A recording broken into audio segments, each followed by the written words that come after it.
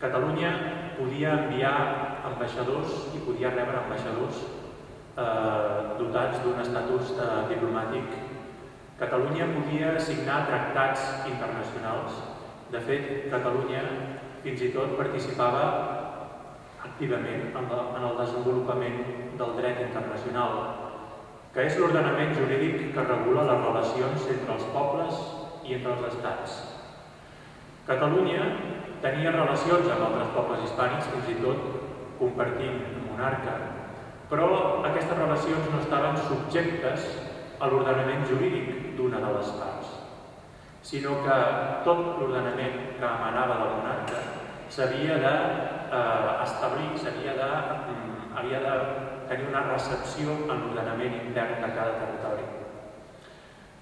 Quan diem que Catalunya ha de ser un nou estat a Europa, estem dient efectivament que serà un nou estat perquè n'hi haurà un de més. Però, en realitat, la independència, l'accés a la independència de Catalunya hauria de suposar la restitució de la nostra sobirania històrica. És a dir, hauríem de ser ja no un nou estat a Europa, sinó aquell estat que hauríem sigut de no haver estat per l'estat espanyol, per la Constitució de l'estat espanyol.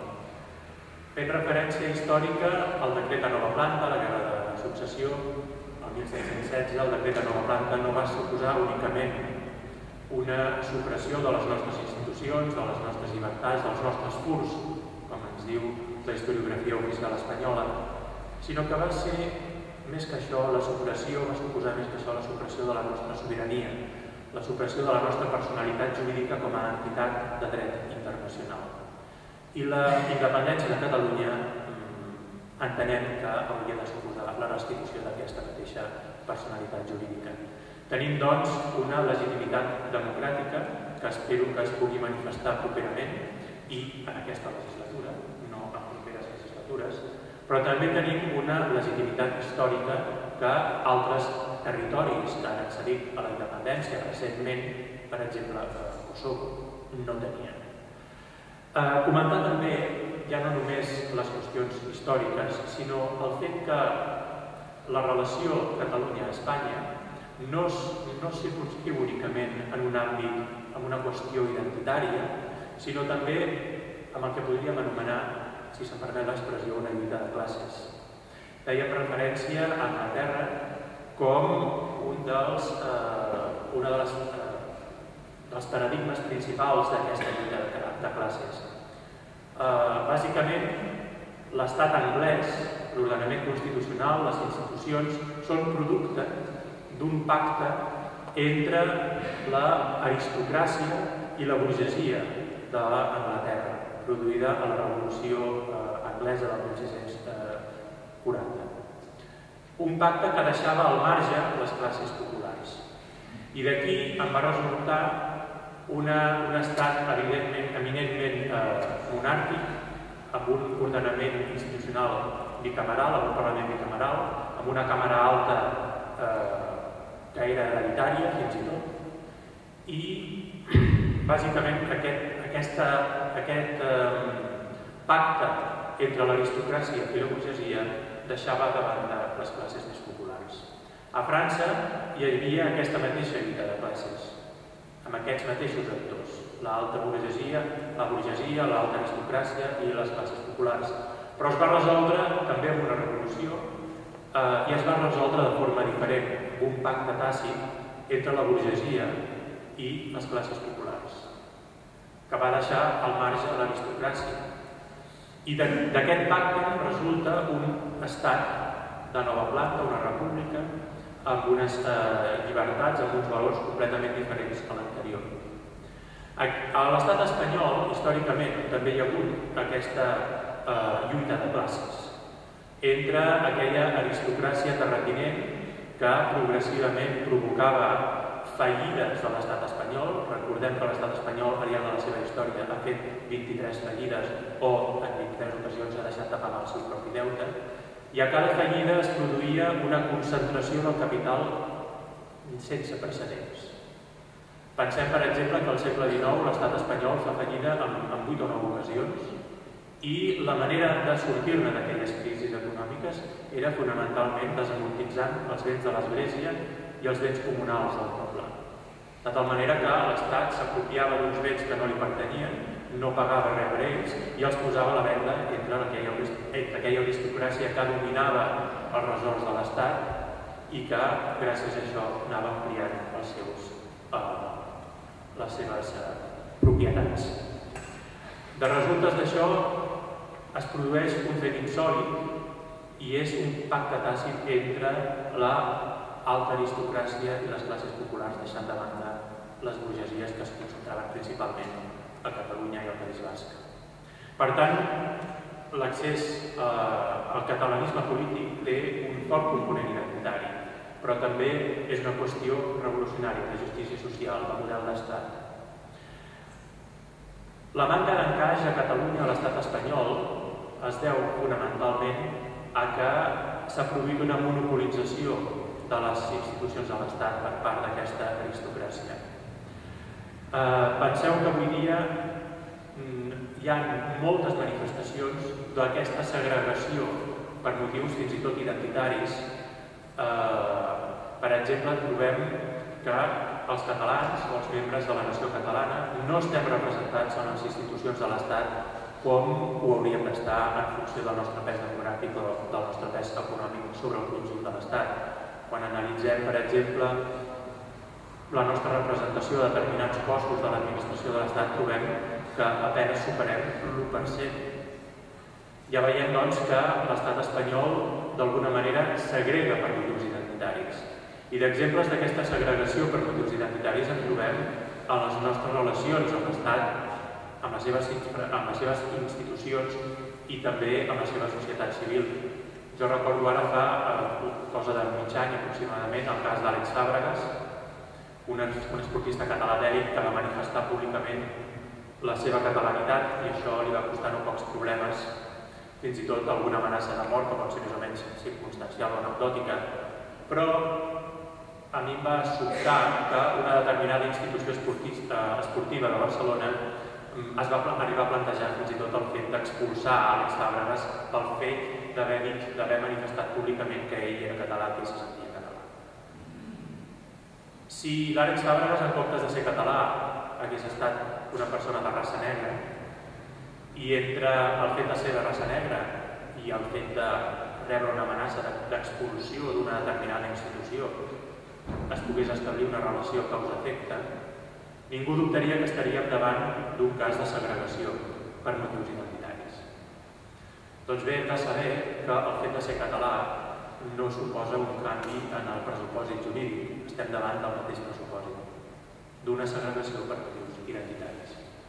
De tot això, qui resulta més perjudicat no som els catalans, que també, perquè d'alguna manera el fet de no tenir representació a les estructures de l'Estat fa que aquí s'impedeixi el nostre accés a aquells òrgans que determinen les polítiques, les inversions, el model d'Estat, etc. Però, com dic, no només n'hem sortit perjudicats nosaltres, sinó que n'ha sortit greument perjudicat el propi estat espanyol, perquè ni n'ha sabut ni ens ha volgut integrar. Són molt pocs els exemples, i aquí en tenim un, de persones, de catalans que arriben a ocupar llocs de responsabilitat en alguna de les estructures de l'Estat. Actualment, canviant de tema, ens trobem en una situació un tant incòmoda, perquè estem en un bypass, diguéssim, en una situació de canvi. I això genera no poques incerteses. Fins i tot avui dia ens podem trobar que hi ha una certa desànim, un cert pessimisme respecte al procés engegat l'11 de setembre arreu de la manifestació que tots coneixem. Jo voldria dir que en realitat crec que no hi ha tant motiu pel desànim i pel pessimisme com ens podríem pensar. Probablement cap procés de secessió que ha viscut Europa en els últims 20 anys s'hagi portat de forma tan pacífica, tan ordenada i tan meticulosa com s'està portant el nostre procés de secessió, malgrat que evidentment hi ha contradiccions internes, perquè els partits polítics, alguns partits polítics i part de la societat catalana té les seves pròpies contradiccions i els seus actors tenen el seu propi tempo i coordinar tot això realment és impossible. Però tot i així, Déu-n'hi-do, la rapidesa, la velocitat dels esdeveniments. Probablement aquest procés de secessió havia de passar per 5 fites històriques. Una primera fita que podria ser una manifestació pública multitudinària de la voluntat del poble de Catalunya. I aquesta ja la vam viure l'11 de setembre passat.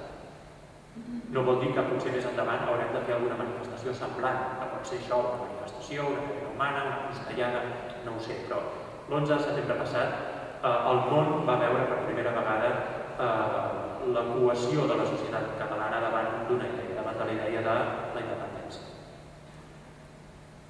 Una segona fita dins d'aquest procés és l'evidència de la manca de voluntat per part del govern espanyol de resoldre definitivament l'encaix de Catalunya dins l'Estat. Per impossibilitat o per incompetència, no ho sabem, tant és. Això es va manifestar immediatament després de la manifestació de l'11 de setembre amb la trobada entre el president Mas i el president Rajoy. Una tercera fita podria ser unes eleccions plebiscitàries, seguint la pràctica internacional d'alguns països, no de tots perquè cada procés d'independència és diferent els uns als altres, però sí que una tercera fita podria ser això, una convocatòria a unes eleccions amb caràcter plebiscitari, vol dir que quedarien monopolitzades per la qüestió de la sobirania. Aquestes eleccions també les vam viure el novembre passat. Des de la manifestació fins a les eleccions realment va passar molt poc temps, el mínim imprescindible. L'ordre podria ser el mateix, però entre una fita i una altra podrien passar 4 mesos, mig any, 2 anys, però no, es va fer immediatament. Una quarta fita històrica dins d'aquest procés de secessió seria una declaració de sobirania per part del Parlament de Catalunya, i aquesta també l'hem viscuda. I el Parlament de Catalunya no ha esperat un any o 2 o la següent legislatura a fer una declaració de sobirania, sinó que la va fer, crec, recordar, el primer període de sessions, després de les vacances de Nadal. És a dir, immediatament, el primer moment que es va poder fer. Per tant, el procés és vertiginós. És veritat que la perspectiva que tenim d'aquest procés ens impedeix veure-ho amb una perspectiva històrica. I és veritat que de vegades sembla que hi hagi contradiccions que sembla que es planteixin aquest procés. Considerem que, bé, si hem esperat 300 anys, podem esperar, no sé, 3 mesos més, o els que siguin. En realitat això no és l'important. El que és important és que s'ha fet molta feina des del setembre cap aquí. A l'agost no haguéssim ni tan sols imaginat que ara el mes d'abril estaríem en el punt del procés en el que ens trobem. Ni tan sols les previsions més optimistes que fèiem nosaltres a la Junta del CSN podien preveure que moltes de les coses que han acabat passant, per exemple, que partits que no eren de caràcter sobiranista s'acabessin afegint, malgrat que tard, però s'acabessin afegint a una mena de declaració a favor del dret a decidir. És a dir, semblava realment impossible. I tot això ho estem fent. També és veritat que la situació econòmica, la tresoreria de la Generalitat, acabarà marcant molt probablement aquestes dues últimes fites que ens queden per viure, que poden ser bé una declaració unilateral d'independència o bé una consulta popular que acabi referendant democràticament una decisió presa pel Parlament o pel Govern de Catalunya. És una qüestió que dependrà de la voluntat política del president, del govern i del nostre Parlament, tenint en compte les dificultats del moment. Nosaltres comencem a preveure, i potser ens equivoquem, però seria una possibilitat que estem començant a barallar, és la possibilitat que la independència de Catalunya no necessiti ni tan sols d'una declaració formal, sinó que acabi produint-se pels propis esdeveniments i acabi sent una independència de facto. Bé, el temps dirà, no es tracta aquí de tenir la raó d'una cosa ni de l'altra, simplement tant és la via que ens porti a la independència, simplement transmetre-us el fet que hem de ser optimistes i ho hem de ser perquè la situació és refotudament complicada, difícil a nivell econòmic i no ens podem permetre el luxe de ser pessimistes. I perquè hem de començar a ser conscients de que en els propers mesos, si no a les properes setmanes, la societat catalana haurà de fer algun acte d'algun cop de timó dins d'aquest procés. Potser ens tocarà viure algun moment d'airositats. Ens tocaran moments difícils, perquè l'estat espanyol ens posarà totes les traves que pugui i més. Però amb convenciment. Estem davant d'una guerra psicològica. L'estat espanyol l'únic que vol és mostrar-nos totes les traves, totes les dificultats que ens poden posar, perquè ens les poden posar, però no perquè ens les posin finalment, sinó perquè ho veiem tan difícil i tan complexa i tan tal que al final acabem desistint. És a dir, ens estan posant a prova la nostra convicció. Doncs, sabent això, precisament amb aquest punt és on no hem de defallir. Hem de mostrar la nostra convicció i la nostra cohesió social davant d'un fet tan transcendent com és la independència de Catalunya.